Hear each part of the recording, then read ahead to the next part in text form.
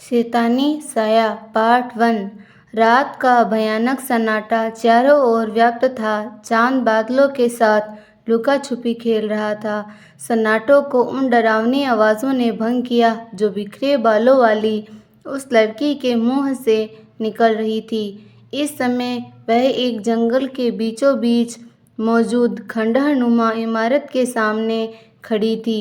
चेहरे पर शैतानियत नाच रही थी और उसके इरादे कुछ नेक नहीं लग रहे थे। डरावनी आवाज़ें निकालती हुई वह उस खस्ताहाल इमारत में घुसती चली गई। अंदर कुछ प्रकाश सा दिखाई दे रहा था और 2-3 आदमी बैठे दारू और मांस पर हाथ साफ कर रहे थे। इनमें से एक की नज़र जब दरवाजे पर मौजूद एक काली परछाई पर पड़ी तो वह बोल उठा, कौन है यहाँ? दूसरा बोला, कहीं जग्गू तो कुत्ते की तरह सूंघता हुआ नहीं आ पहुंचा यहाँ तक। उसकी इस बात पर सभी हंसने लगे, मगर यह हंसी उनकी आखिरी हंसी साबित हुई, क्योंकि उस चुड़ैलनुमा औरत ने नुकीले नाखून उनमें से एक के पेट में घुस गए। हलक फाड़कर चीखा वह और उसके जिस्म से खून का फव्वारा फूट पड़ा। यह होलनाक नज़ारा देखकर वहाँ मौजूद दूसरे लोगों की घिघी बन गई। इनमें से एक तो चीखता हुआ बाहर की तरफ भागा, मगर दूसरे की किस्मत इतनी अच्छी नहीं थी। एक को निपटाकर वह दूसरे आदमी पर झपटी और मौत की बला से बचने के लिए उसने आखिरी कोशिश के रूप में हमले का विकल्प चुना। उसने जल्दी से वहाँ रखी बोतल को जमीन पर मारकर तोड़ लिया और जैसे ही चुड़ैल उस पर झपटी, खचक की आवाज़ हुई और टूटी बोतल का पैना कांच उसके पैर में लग गया। नहीं कि जोरदार चीख के साथ नीति अपने बिस्तर पर बैठी हुई। उसका शरीर पसीने से तरबतर था, सांसें बहुत तेज चल रही थी, जैसे कहीं दूर से दौड़ कर आई हो। उसने जल्दी से लाइट जलाई और इधर उधर का निरीक्षण सा करने के बाद उसे यकीन हुआ कि वह घर पर ही है और कुछ देर पहले जो घटा था वह एक सपना था। बहुत डरावना सपना, ऐसा भयानक सपना जिसमें वह खुद को एक चुड़ैल के रूप में देख रही थी। सुबह उसने अपने माता पिता से जब सपने का जिक्र किया तो वह चिंतित हो उठे, क्योंकि वह पहली बार नहीं हुआ था, बल्कि पिछले 1 महीने में कई बार नीति को इस प्रकार के डरावने सपने आ रहे थे। शुरू में तो नीति ने इनको साधारण सपने ही समझा, लेकिन बार बार ऐसे भयानक सपना आना कहीं किसी अनहोनी का संकेत तो नहीं है, या फिर इन सपनों के जरिए कोई आत्मा उसको कुछ बताना चाहती है। यह सब सोचते हुए उसने इन सपनों का जिक्र अपनी माँ से किया। उसके बाद माँ बेटी एक मनोचिकित्सक के पास गई, जिसका नाम शहर के जाने माने मनोचिकित्सकों में शुमार किया जाता था। उसका नाम था डॉक्टर शुभम वर्मा। उन्होंने कुछ दवाइयाँ और कुछ महत्वपूर्ण सलाह दी, मगर डॉक्टर से मिलने के 1 सप्ताह बाद ही आज फिर नीति को एक भयानक सपना आ चुका था। अब नीति के पापा को उसके एक मित्र ने सलाह दी कि वह किसी पैरानॉर्मल विशेषज्ञ से इस विषय में सलाह मशवरा करे तो बेहतर रहेगा, और वह एक ऐसे आदमी को जानते भी थे जो भूतों, प्रेतों और भटकती रूहों के विषय में बहुत कुछ समझ रखते थे। उनका नाम था कर्ण जो किसी तांत्रिक जैसे पहनावा पहनते थे।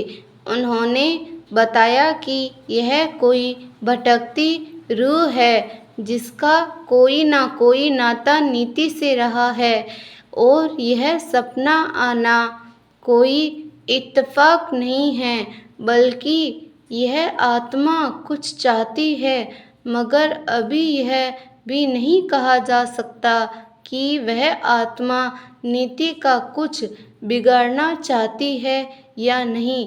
मगर एक बात मैं अवश्य कह सकता हूँ कि समय के साथ साथ इन सपनों का बुरा असर नीति के जीवन पर पड़ सकता है। यहाँ तक कि एक समय ऐसा भी आ सकता है कि इन सपनों को हकीकत में फ़र्क भी महसूस नहीं होगा और इस हालात में यह कुछ गलत भी कर सकती है।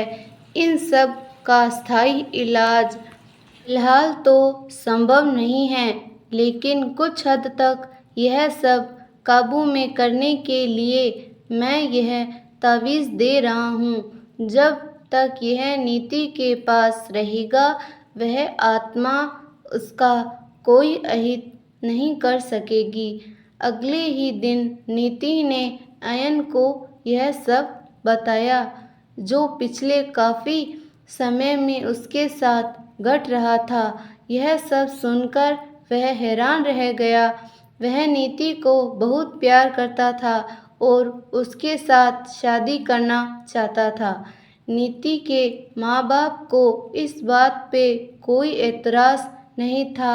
सब कुछ सही चल रहा था, मगर अचानक ही ये रहस्यमय और डरावने सपनों का आगमन नीति की ज़िंदगी में हलचल मचा चुका था। मगर अयन ने साफ कह दिया था कि कुछ भी हो जाए, हरदम तुम्हारे साथ खड़ा हूँ।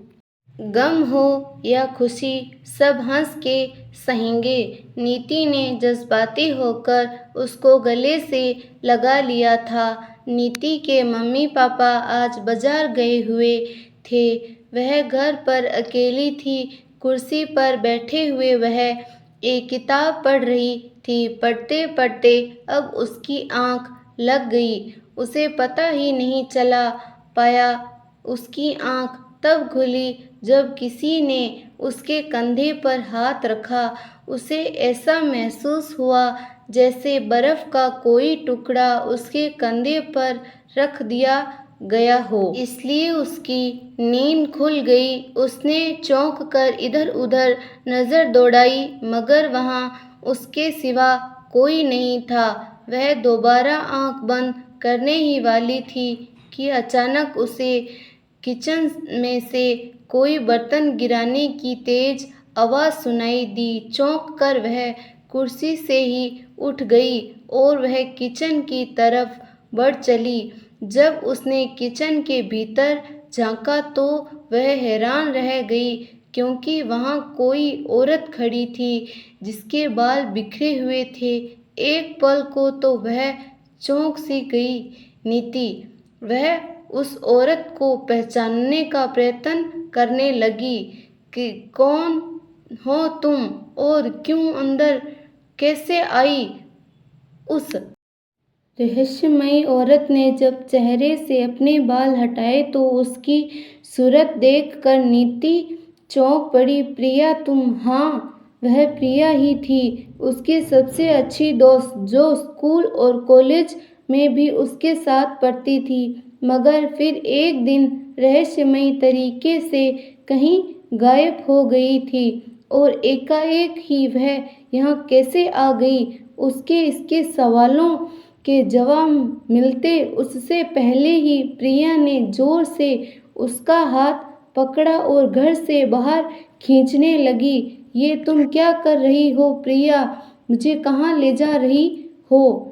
नीति चीखी, मगर जैसे उसके चीखने और चिल्लाने का प्रिया पर कोई असर नहीं हो रहा था। और फिर कुछ ही समय बाद आश्चर्यजनक रूप से नीति उस खंडहर के सामने खड़ी थी जो कई बार पहले भी वह अपने सपनों में देख चुकी थी। चौंक पड़ी थी नीति, यह सब सपना है या हकीकत? इसी उलझन में पड़ी थी वह कि तभी उसके सामने डरावनी शक्ल के साथ प्रिया एकदम से आ गई। उसका शरीर हरे रंग का था, आंखों में जैसे क्रूरता बस रही थी। पहली बार नीति ने उसकी डरावनी आवाज़ सुनी, यहाँ आना ही होगा तुम्हें हर हाल में, वरना तेरा चैनो सुकून सब छीन लूँगी मैं। मेरे गुनहगारों को मारना ही होगा। मैं इंतकाम लूँगी, ज़रूर लूँगी। यह कहकर हंसने लगी, ज़ोर ज़ोर से हंसने लगी। उसकी शैतानी हंसी से नीति का दिल दहल उठा था। वह यहाँ से भागना चाहती थी, मगर जैसे उसके पैर जम हो गए थे। हर पल प्रिया का रूप और भयानक होता जा रहा था। नीति डर से चीखना चाहती थी, मगर दहशत उस पर कुछ इस तरह से हावी थी कि उसके मुंह से आवाज़ नहीं निकल रही थी। शरीर पसीने से तरबतर था। नीति नीति। जब उसकी आँख खुली तो कोई उसे बुरी तरह झंझोड़ कर उठा रहा था। नीति जब कुछ समझने के लायक हुई तो उसके सामने ही अपनी माँ दिखाई दी, जो उससे नींद से जगा रही थी। जल्दी ही नीति समझ गई कि वह फिर से एक भयानक सपना देख रही थी। अब की बार वह माँ से लिपट कर फूट फूट कर रोने लगी। माँ ने हौसला देते हुए कहा, सब ठीक हो जाएगा, चिंता मत करो। अगले ही दिन नीति और अयन प्रिया के माँ बाप के पास गए और नीति ने प्रिया की माँ से प्रिया के बारे में पूछा कि आंटी, प्रिया के बारे में पुलिस क्या कहती है। निराश और आंसुओं के साथ बताया उन्होंने। शुरू में तो पुलिस ने सरगर्मी से प्रिया को तलाश किया था, लेकिन धीरे धीरे उसकी गुमशुदगी पुलिस की फाइल में गुम होकर रह गई। मगर आज उस घटना के इतने दिनों बाद आज तुम उसका जिक्र क्यों कर रही है? क्या तुझे प्रिया के बारे में कुछ पता चला है बेटी? नहीं आंटी, मगर मुझे बार बार प्रिया के सपने आते हैं, जैसे वह मुझे कुछ बताना चाहती हो। जब नीति ने उनको सब कुछ बताया तो उनके मुंह से ओ निकल गई। लगता है मेरी बच्ची अब इस दुनिया में नहीं रही है, मगर एक बार उसका चेहरा ही दिख जाए, बस जिंदा या मुर्दा। यह कहकर वो रोने लगी। उसके पति ने उनको संभाला। अयन और नीति ने वहाँ से विदा ली। अब उनका अगला ठिकाना था पुलिस स्टेशन था। वहाँ जाकर उन्होंने प्रिया के विषय में पूछताछ की, मगर इंस्पेक्टर अखिल शर्मा ने स्पष्ट कह दिया, देखो भाई, इस तरह के हजारों केस हर साल फाइलों में दर्ज होते हैं और उनमें से आधे कभी हल नहीं हो पाते। कारण पता है क्या होता है? जब जवान लड़की वो लव के चक्कर में पड़कर फुर हो जाती है और घरवाले समझते हैं कि उनकी बेटी को किसी ने गायब कर दिया है। आप ऐसे गैर जिम्मेदार बयान कैसे दे सकते हैं इंस्पेक्टर साहब? अयन ने नाराजगी से कहा, मगर आप पुलिस को उनकी जिम्मेदारी ना ही समझाएं तो बेहतर रहेगा जनाब। अब नीति को वहाँ एक पल भी रुकना गवारा नहीं था। वह अयन को लेकर वहाँ से निकल पड़ी। अब जो कुछ भी करना है हमें खुद ही करना है, यह सोचकर उसके मन में कुछ ठान लिया और अयन को कहा, क्या हम मेरे सपनों में दिखाई देने वाले उस खंडर का पता नहीं लगा सकते? मैं समझती हूँ कि अगर हम उस जगह को खोज लें तो बहुत कुछ पता चल सकता है, क्योंकि मुझे लग रहा है कि प्रिया और उस खंडर का कुछ गहरा संबंध है आपस में। इस प्रकार की बातें करते हुए जब वह दोनों कार में सवार होकर चल पड़े, उस घटना से कुछ देर बाद पुलिस स्टेशन से हवलदार विकास ने किसी को फोन मिलाकर कहा, एक लड़की और लड़का आज प्रिया के बारे में बड़ी पूछताछ कर रहे थे। मैंने सोचा आपको बता देना चाहिए।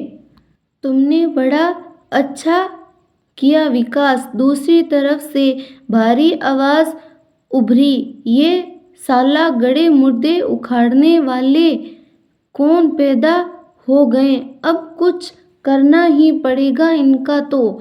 इधर अयन के घर पर पहुंचने नीति ने अयन से कहा, इसके सिवा हमारे पास और कोई चारा नहीं रहा अयन, हमें उस खंडर को खोजना ही पड़ेगा। कुछ सोचते हुए अयन ने अपना फोन निकाला और आसपास की उन जगहों की जानकारी गूगल पर खोजने लगा जहां कोई जंगल हो और साथ में कोई पुराना किला या इमारत हो। उसमें 3-4 ऐसी जगह नोट की और अगले दिन सुबह ही उसकी खोज में निकलने की तैयारी की। अगले दिन दोपहर के 12 बजे तक वे दोनों जगहों पर जा चुके थे, मगर उनमें से कोई भी जगह नीति के सपनों वाली जगह नहीं थी। अब बस एक जगह और जाकर बाकी की खोज कल करने की सलाह बनाकर अंतिम जगह पर चल पड़े, जो उसके लगभग 40 किलोमीटर की दूरी पर स्थित थी। वहां पहुंचने पर उन्होंने देखा कि वहां एक अच्छा खासा जंगल था। थोड़ा और भीतर जाने पर नीति को लगा कि यह जगह कुछ जानी पहचानी सी लग रही है। लगभग आधा घंटा इधर उधर घूमने के बाद वे दोनों एक खंडर नुमा इमारत के सामने खड़े थे। हैरत से देखती हुई बोल पड़ी नीति, यही है वह स्थान जो मुझे बार बार सपनों में दिखाई देता है। तो फिर अंदर चले क्या? अयन ने कहा।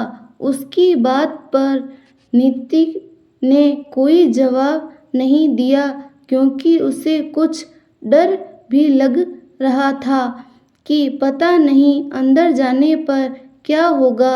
मगर इतना खोजने के बाद जब यह स्थान मिला है, तब वह वापस यूं ही नहीं लौट सकते थे।